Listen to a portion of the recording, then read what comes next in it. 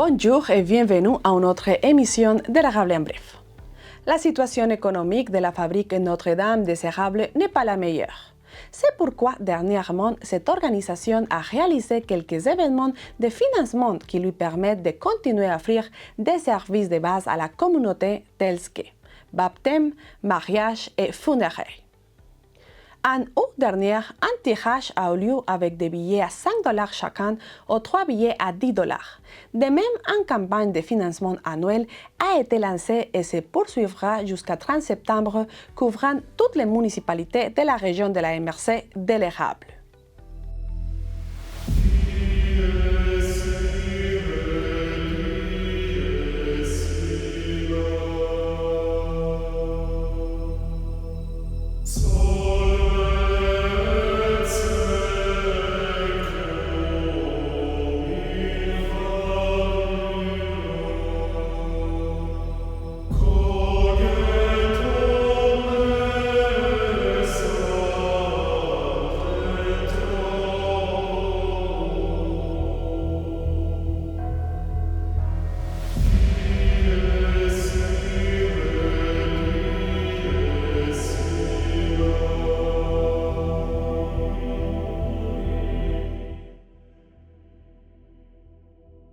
Monsieur Pacam, parlez-nous s'il vous plaît de quelle est la situation en général économique de la paroisse Notre-Dame des Érables. Okay.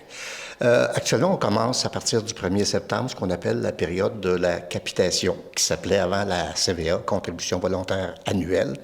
C'est effectivement l'opération qui consiste à approcher les gens et à essayer de recueillir des fonds pour nous permettre surtout de conserver ou de garder nos services tels qu'on les offre actuellement, et en même temps aussi de s'occuper de l'entretien des bâtiments qui restent encore à notre responsabilité. C'est sûr que la situation, elle n'est pas plus rose qu'elle était il y a 2 ans, il y a 3 ans, il y a 4 ans. Elle s'améliore tranquillement, mais ça reste toujours un contexte économique difficile. Je donne un exemple. Au moment où on se parle, je sais qu'au 31 juillet, de mémoire, le déficit accumulé était autour de 330 000 $. Sauf qu'on n'a pas eu notre campagne de financement qui est la capitation. On espère, avec ça, être capable de réduire ce déficit-là pour être capable de continuer à maintenir, et pas, je ne dis pas arriver avec des nouveaux services, mais au moins maintenir les services qu'on a déjà tant et aussi longtemps qu'on aura des prêtres. Vous avez fait aussi comme une campagne de financement, un tirage le 23 août. Qu'est-ce qui s'est passé avec ça et quel était le bilan? Oui. Bien, on a tendance au niveau des communautés à tenter différentes expériences de financement. C'est nouveau, on n'a pas le choix. Si on veut être capable de survivre, il faut trouver d'autres moyens que la capitation ou la CVA, parce que c'est pas suffisant. Alors, le tirage, c'est la 2e année qu'on l'a. Je ne vais pas me tromper, le tirage a quand même rapporté autour de 1 000 500 $ de profit au total. C'est pas énorme, mais c'est un montant supplémentaire. Il y a d'autres communautés actuellement qui sont en train de s'organiser un certain nombre d'activités de financement dans leurs communautés respectives. Donc ça ne vise pas nécessairement l'ensemble des paroissiens de Notre-Dame des Érables, mais des milieux particuliers. Donc, soit à Villeroy, à Sainte-Sophie, soit même à Saint-Pierre-Baptiste, il y a des bénévoles qui organisent un certain nombre d'activités, que ce soit un bingo, que ce soit une activité quelconque, pour aider leur communauté à arriver financièrement. Quels sont les services que vous voudriez continuer à donner à la population d'ici, de la région de l'Érable? OK. Le premier service, et probablement le plus important, c'est de continuer à pouvoir avoir des prêtres qu'on paye pour les garder avec nous autres. Il y en a de moins en moins. Fait que le peu qu'on a, il faut trouver un moyen de les garder. Également, au niveau des services, on a tout ce qu'on appelle les services de pastorat, donc des agents de pastoral, des intervenants, qui travaillent directement avec les gens des communautés. Surtout avec, à un moment donné, il faut les payer. Donc ça, c'est l'orientation qu'on a décidé de prendre d'ici à Notre-Dame des Érables, de mettre l'accent sur ces services-là. Services de pastoral, les prêtres. Et là, les prêtres, comme je te dis, je vais laisser à Jean-Paul le soin d'expliquer tout ce qu'il peut faire dans une semaine, là, lui puis d'autres également. Mais c'est de permettre aux gens de continuer à assister aux célébrations. C'est de permettre aux gens, à un moment donné, quand il y a des funérailles, des baptêmes, des premières communions, donc l'initiation sacramentelle, ça fait partie des services de la communauté. On a des agents pastorales qui travaillent davantage avec les enfants, d'autres qui travaillent avec les adultes, d'autres qui travaillent avec des aînés. C'est un petit peu tout ça. C'est très social en même temps, mais ça amène la dimension chrétienne au niveau de chacun des intervenants par rapport aux gens qui vont côtoyer. Concernant la situation des deux églises de Plessisville est encore dans l'incertitude selon le président de la fabrique Notre-Dame des Érables, qui a exprimé son désir qu'en cet automne 2024, il puisse déjà avoir des avancements du projet que la ville de Plessisville doit déposer, même si la date limite est le 31 décembre. L'idée, c'est de connaître le futur de l'église Saint-Calixte et l'église Notre-Dame de Fatima. Le futur du presbytère de la ville de Plessisville est encore incertain. Et aussi, qu'est-ce qui se passe avec les deux églises à Plessisville après que vous avez créé un comité adjoint, on dit, de patrimoine religieux? OK. Au niveau de Plessisville, il y a ce qu'on appelle le comité conjoint ville et fabrique. Là, la balle est dans, je vais le dire comme ça, la balle est dans le camp de la ville de Plessisville. On s'est rencontrés, il y a eu une première rencontre, évidemment est arrivé l'été, et la ville doit nous déposer un projet, même s'il n'est pas final, même s'il n'est pas finalisé, même s'il n'est pas complété, une ébauche de projet. Il arrive quoi avec l'église Saint-Calixte pour qu'on sache, nous, au niveau de la fabrique, qu'est-ce qu'on fait? Est-ce qu'on va de l'avant? On attend encore un peu parce que là, on est sur un délai avec l'église Saint-Calixte. On a laissé jusqu'au 31 décembre 2024. Donc, et ça, la ville en est très consciente.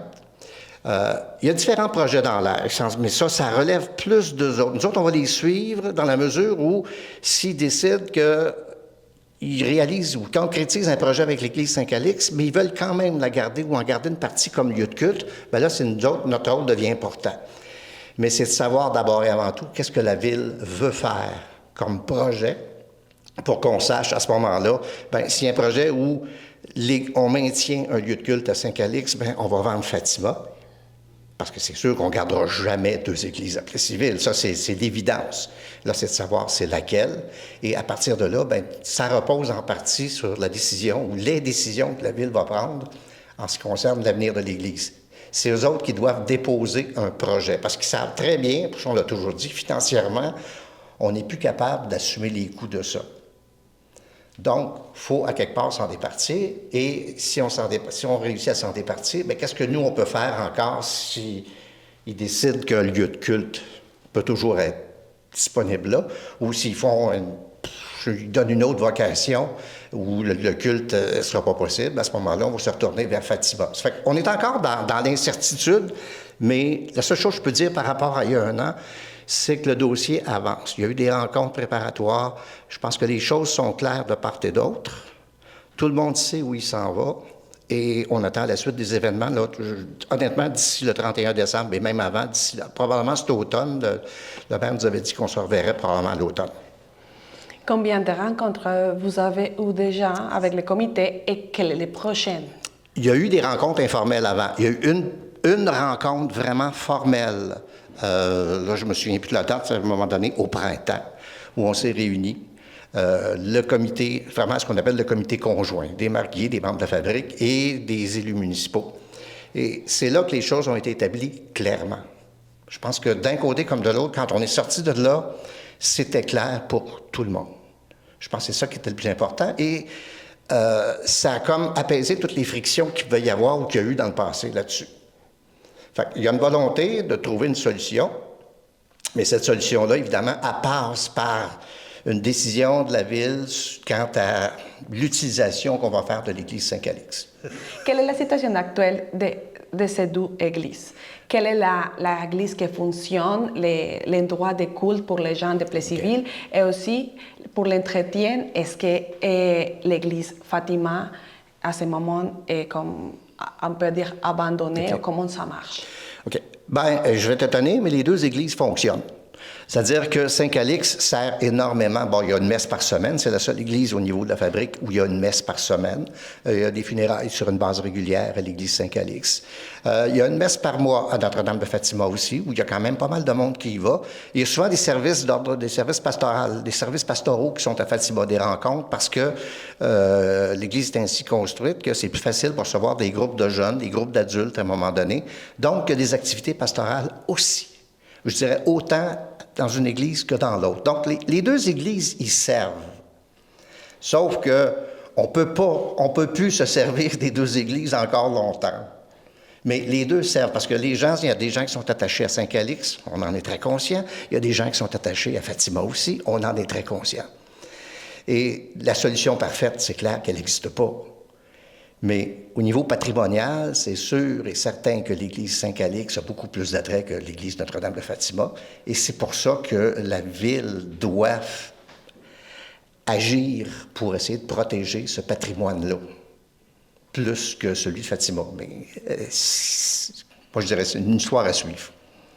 La contribution suggérée par l'année 2024 est de $185 par personne et de $320 par couple. Monsieur Pacan, à propos de la capitation, quel est le montant proposé que vous faites aux gens de la ville pour aider justement à la situation financière? Il y a des montants que je ne me souviens pas par cœur. Il y a des montants qui sont prescrits, donc qui sont suggérés. Je me souviens, puis je pense qu'on est passé, c'était 185 à 200 pièces par personne, et là, j'ai 300 et quelques, j'ai plus les montants par cœur, par couple. Mais ça, moi, c'est là-dessus que je vais insister. C'est un montant suggéré. Une personne seule qui a envie de contribuer, mais qui n'a peut-être pas le 185 pièces ou le 200 pièces à donner, bien, si c'est 50, ça sera 50. Puis je pense que ça sera déjà une contribution qui va être appréciée, qui va servir. OK? Alors, les montants qui sont suggérés, moi, je reviens toujours là-dessus, ce sont des suggestions. Il y en a qui vont peut-être vouloir donner un peu plus. Il y en a qui ne seront peut-être pas capables de donner ce montant-là. Puis je sais qu'il y en a. Donc, s'ils donnent un peu moins, il ne faut pas se sentir obligé de donner ce qui est suggéré. C'est une suggestion. Quelle est l'invitation justement pour les gens à aider et comment les gens peuvent le faire? Bon, ça, ben écoute, c'est pas compliqué. On a toujours besoin de bénévoles, de gens qui sont prêts à s'impliquer au niveau des différentes célébrations. Des fois, c'est des contacts, c'est des téléphones à faire, c'est des rencontres, c'est de donner un coup de main à du personnel de bureau. Je te donne un exemple que j'ai vu Nancy faire la semaine passée. On a su toutes les enveloppes de la CVA. C'était, c'était plein ici. C'est toute elle qui a préparé ça par communauté. Mettre ça dans les enveloppes, aller porter ça au bureau de poste. Il y a des communautés qui s'impliquent. Alors, c'est sûr que la contribution monétaire est importante, mais la contribution, la participation active des gens, que ce soit des célébrations eucharistiques, que ce soit lors des funérailles, que ce soit lors des baptêmes, c'est toujours apprécié et il faut être réaliste, il y en a de moins en moins parce qu'il y a de moins en moins de gens qui fréquentent les églises, mais ça reste toujours aussi important. Également, à cette occasion, nous avons eu l'opportunité de parler avec le curé Jean-Paul Lacroix de la paroisse Notre-Dame des Érables, qui a évoqué la crise qui vivent les églises en général au Québec, également en raison du manque de bénévoles. Quelle est votre opinion sur la situation économique actuellement des églises et de la paroisse de Notre-Dame des Érables? Bien, c'est sûr que la situation économique, elle est partout pareille. Là, au niveau des églises, là, il y a une diminution de revenus, étant donné que souvent, on a des gros donateurs qui déménagent pour des résidences de personnes âgées à l'extérieur de nos paroisses. Là. Donc, on les perd. Supposons que quelqu'un va s'installer, qui est pratiquant et simple et civil, va s'installer dans une résidence à Victoriaville. Bien, c'est sûr qu'on perd des gens, là, j'en connais plusieurs là, qui ont fait ce cheminement-là, d'ailleurs, qui, étant plus âgés, vendent leur maison et s'en vont ailleurs de la paroisse. Donc, on les a plus, ces gens-là non plus, effectivement. Comment vous pensez que vous pouvez attirer plus de gens pour s'intéresser à des espaces de culte comme les églises? Bien, je regarde l'initiative de Marcel Pellerin qui, une fois par mois, fait des rencontres là, avec la parole de Dieu et une lecture sémiotique qui est une lecture plus actuelle de la parole de Dieu. C'est des voies d'avenir d'aller dans de nouveaux chemins de pastoral, là, effectivement. Là, oui. Et aussi, vous pensez qu'il y a une diminution notable de personnes qui consacrent sa vie à être prêtre ou à être curé? C'est sûr que si on regarde au Québec, c'est sûr qu'il y a une diminution. Mais si on regarde dans d'autres pays, il y a des augmentations énormes. Là. Je regarde au Brésil, ou je regarde en Pologne, ou dans d'autres pays. Là. Il y a beaucoup de vocations, mais ici au Québec, là, puis même on va à l'extérieur du Québec, on regarde en Ontario, on regarde aux États-Unis, il y a quand même beaucoup de vocations encore. Mais ici au Québec, c'est comme si il y avait une difficulté supplémentaire. Je ne sais pas elle est où exactement, là, mais il y a une difficulté supplémentaire. Ce n'est pas juste dans la religion. Là. On regarde au niveau des bénévoles, dans n'importe quel organisme, il y a une grosse diminution aussi. Là. Même dans l'âge d'or, moi je suis curé de 27 villages. Là, je regarde dans certaines paroisses comme à Deschaillons. Il y avait il y avait beaucoup de personnes âgées, il y avait un gros comité d'âge d'or, puis l'âge d'or fonctionne même plus dans un gros village comme ça où il y avait beaucoup de personnes. Là. Il n'y a même plus de bénévoles pour soutenir l'âge d'or de ce village-là. Là. Donc, on a un gros problème de bénévolat aussi, pas juste dans l'Église, mais aussi dans plusieurs organismes. Là. Ouais. Le curé Lacroix nous a également fait part du manque de soutien financier du gouvernement, de s'il existe ou non la possibilité d'offrir des messes virtuelles et aussi de la communauté catholique immigrante qui se joint aux églises de la région. Quelles stratégies et quelles aides vous aimeriez avoir de la part du gouvernement, des programmes de gouvernement pour soutenir plus les églises de la région? Bien, c'est sûr que dernièrement, on a appris que le patrimoine religieux donnait des subventions aux églises là, qui sont patrimoniales, mais l'enveloppe a diminué. Là. Je pense que l'enveloppe a diminué de, je ne veux pas me tromper, mais au moins d'une dizaine de millions là, sur les 50-60 millions. Là. Donc, c'est sûr que si les subventions restaient au même niveau, c'est sûr que ça pourrait aider, là, effectivement. Là. Ouais. Le patrimoine religieux donne moins de subventions là, ces années-ci. Là. Ouais. Est-ce que vous avez pensé peut-être utiliser des stratégies virtuelles pour pouvoir arriver aux gens et que les rituels religieux ne se perdent pas? C'est sûr qu'au niveau virtuel, ça prend beaucoup de ressources. Là. Ça prend des webmestres, des gens qui s'occupent, s'il y a des messages, là, de faire un suivi. Là. C'est sûr qu'on n'est pas embarqué sur cette lignée-là présentement. Peut-être un jour. Si on avait beaucoup de bénévoles informaticiens qui voudraient nous donner un coup de main, c'est sûr qu'on pourrait embarquer dans ce genre de démarche-là, mais on ne le voit pas à court terme, là. C'est sûr. Là. OK. On va parler des bénévoles. Quel type de bénévoles vous avez besoin actuellement pour faire quoi? Pour faire toutes sortes de choses. Des fois, si on a des groupes de catéchèse, quand il y a un grand-papa ou une grand-maman qui peut aider un catéchète, c'est sûr que ça va toujours mieux. Là. Ça pourrait être on appelle ça un peu d'acolytat, d'aider des bénévoles ou des gens rémunérés qui sont déjà sur place. Là. Ouais. Mais j'ai bien aimé la démarche. Je ne sais pas si on va le faire un jour ici, mais moi, je suis natif de l'Ancienne-Lorette. Puis on a un groupe de bénévoles qui sont là avant et après la messe pour parler aux gens, s'ils ont des besoins particuliers et tout ça. Comme un genre de garde de gens qui sont là pour juste répondre aux questions des gens, comment ça se passe, s'ils veulent faire telle affaire dans l'église et tout ça. Ça pourrait être intéressant d'y penser là, ici. Là. J'ai vu ça cet été, là. J'étais en vacances, j'ai vu des choses ailleurs. Puis ça pourrait être intéressant dans nos milieux d'avoir une ou deux personnes bénévoles là, qui pourraient recevoir les gens là, dans nos petites communautés autant qu'à Plessisville.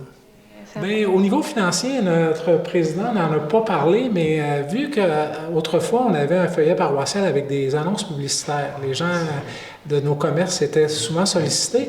Puis là, on a laissé ça un peu de côté, mais on se demande si on n'aurait pas un moyen d'aller chercher des gens qui pourraient donner, supposons, ça coûte tel montant, si on a une messe à Fatima, ça coûte tel montant de chauffage. Bien, dire tel commerce pourrait peut-être fournir le chauffage ce dimanche-là, ça pourrait augmenter un petit peu nos revenus puis être capable de maintenir plus nos lieux de culte. Là. Dans d'autres petites communautés qui ont des loyers, bien là, ça pourrait être le montant du loyer pour la messe mensuelle qui pourrait être payé par... et là, on pourrait marquer dans le feuillet paroissial, la messe, le chauffage est une gracieuseté de X compagnie ou Y compagnie, là, qui pourrait donner une visibilité puis donner un sens communautaire aussi. Parce que nos commerces, c'est notre communauté. On est là pour les encourager, mais ils pourraient, eux autres aussi, via des subventions comme ça, publicitaires, pourraient nous aider. Là. On commence à y réfléchir. Là. pour essayer de garder plus longtemps nos lieux de culte aussi, là. Créer un tissu communautaire en même temps aussi. Est-ce que c'est un montant de chauffage? On calcule les mois d'hiver, comment ça coûte, puis on sépare par messe, puis là, ça pourrait être, mettons, ça coûte 300 $ chauffer l'église. Bien, tel commerce fournit le chauffage, puis on le marque dans le feuillet paroissial, telle messe, le chauffage est payé par telle compagnie. Et ça pourrait être même des fermes ou il y en a beaucoup des compagnies, là, des industries chez nous dans l'érable. Et que pensez-vous sur la situation des deux églises ici à Plessisville? Est-ce que vous pensez que aussi c'est un facteur important pour justement diminuer les personnes qui sont pratiquantes? Je dirais qu'il y a 2 ou 3 ans, il n'y avait pas de solution vraiment. On était dans le vague il y a 2 ou 3 ans, là. Même il y a eu l'histoire des élections de Marguillier là, que vous avez suivi là, au niveau de la télévision communautaire. Ça a brassé beaucoup. Mais là, je pense que si la Ville nous arrive avec un beau projet, la fabrique, on ne dira pas non, ça c'est certain, là. Donc, moi, je pense qu'on voit, il y a eu une polémique par rapport aux 2 églises, mais je pense qu'on voit la lumière au bout du tunnel. Là. Je suis d'accord avec le président de l'Assemblée de fabrique qui a parlé tout à l'heure. Là. Je pense qu'on voit la lumière au bout du tunnel là, par rapport à ça. Là. Ouais.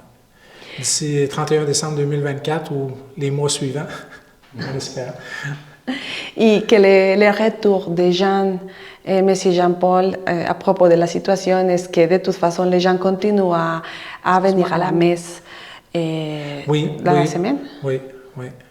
Donc, oui, il y a une belle participation. Là. On est souvent à 150, 200. Là, la messe ici à Saint-Calix, là, entre autres. Là. Oui. Et quels sont les services que vous fournissez, M. Jean-Paul, à l'Église? Bien, c'est tous les services traditionnels. Il y a des gens qui veulent se marier, bien, ils nous rencontrent, là, puis on fait les démarches pour un mariage à l'Église. Il y a des gens qui demandent le baptême aussi, donc on les rencontre aussi pour s'occuper des baptêmes, des confirmations, des sacrements. Et aussi, pour des gens qui voudraient rencontrer un prêtre en fin de vie aussi, on continue à offrir le service. Là. Les gens appellent au presbytère, là, puis on envoie un prêtre aussi là, pour l'onction des malades qu'on appelle. Là. Ouais.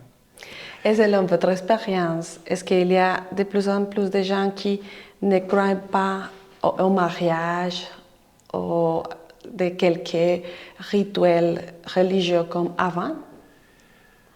Ben moi, je dirais même plus loin qu'un rituel religieux, le rituel tout court.